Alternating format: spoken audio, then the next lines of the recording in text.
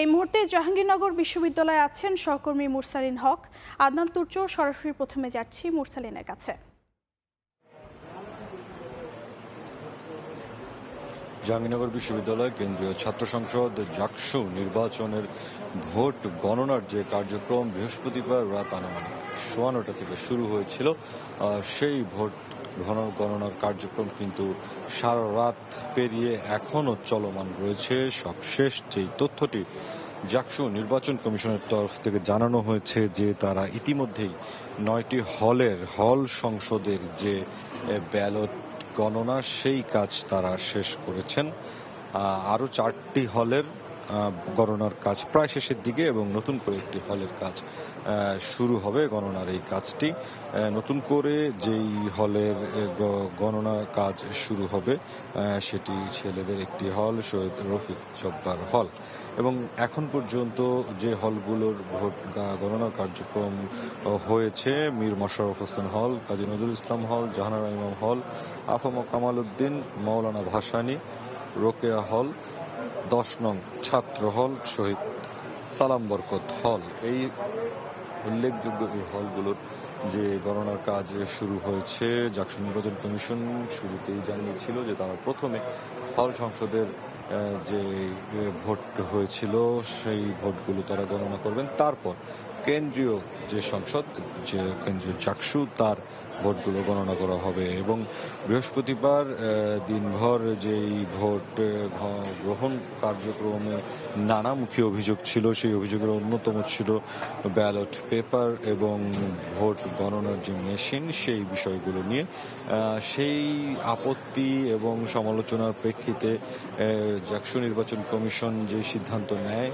যে তারা ওএমআর মেশিনে এই ভোটগুলো গণনা করবেন না, তারা ম্যানুয়ালি অর্থাৎ হাতে হাতে এই ভোটগুলো গণনা করবেন। এবং এর পরিপ্রেক্ষিতে যে বিষয়টি দেখা গেছে, এটি একটি লম্বা সময়ের যখন প্রশ্ন এসেছে, তখন জাকসু নির্বাচন কমিশন কিন্তু এটিও জানিয়েছে এই যে বৃহস্পতিবার ভোটটি গ্রহণ করা হয়েছে জাকসু নির্বাচনে, সেই ভোটের ফলাফল আসতে শুক্রবার দুপুর পর্যন্ত সময় পেরিয়ে যেতে পারে, এমন একটি আনুমানিক কথা কিন্তু জাকসু নির্বাচন কমিশনের পক্ষ থেকে জানানো হয়েছিল। সার্বিকভাবে নিরবচ্ছিন্নভাবেই কিন্তু এই যে জাকসু নির্বাচনের যে ভোট গণনার কার্যক্রম, এটি এখনো পর্যন্ত চলমান আছে এবং তারা বলছেন যে সব ভোট গণনা শেষ হওয়ার পর একসাথে সবগুলো ফলাফল ঘোষণা করা হবে। ক্যাম্পাসের পরিস্থিতি জানার জন্য এই জাকসু নির্বাচন কমিশন ভোট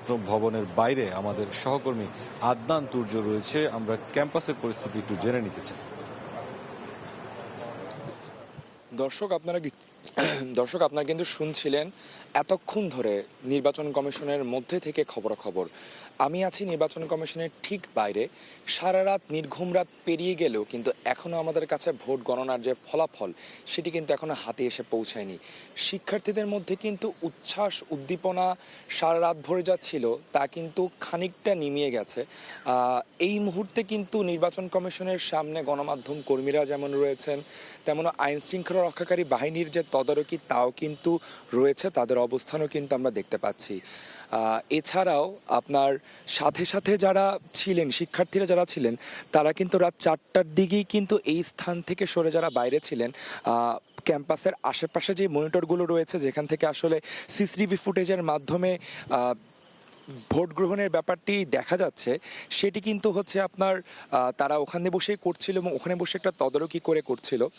এর মাঝে যখনই আর কি কোনো যান্ত্রিক দুর্ঘটনায় বা তাদের অভিযোগ অনুযায়ী কোনো ষড়যন্ত্র কারচুপির কারণে মনিটরটি অফ হয়ে যাচ্ছিল, তারা কিন্তু তখনই সাথে সাথে চিৎকার চেঁচামেচি করে বা প্রক্টর অফিসকে যোগাযোগ করার মাধ্যমে কিন্তু সাথে সাথে স্ক্রিনটা ফিরিয়ে এনেছিলেন। এছাড়াও সারা রাত জুড়ে ক্যাম্পাসের অবস্থা যদি বলতে চাই, নিরাপত্তা বাহিনীদের সজাগ অবস্থান ছিল, কিন্তু শিক্ষার্থীদের সাথে কিন্তু এক ধরনের উত্তেজনাকর পরিস্থিতি আমরা রাত্রবেলা দেখতে পেয়েছি।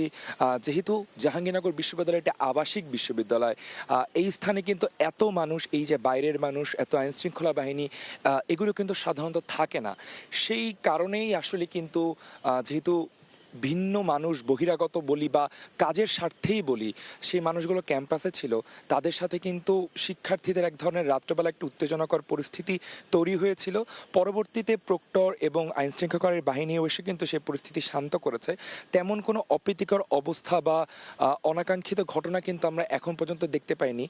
তারপরও এখনও আমাদের কাছে খোঁজ এসছে যে ক্যাম্পাসের বাইরে যেসব এরিয়াগুলো রয়েছে, 20 মাইল, গেরুয়া, প্রান্তিক গেট, এইসব গেটে কিন্তু এখনও বহিরাগত যেই সব মানুষ রয়েছে তারা কিন্তু ভিড় করে রয়েছেন এবং তারাও কিন্তু ক্রমাগত জানতে চাচ্ছেন যে আসলে জাকসু নির্বাচনের ফলাফলটা কি হবে, কারা জিতবেন আগামীকাল।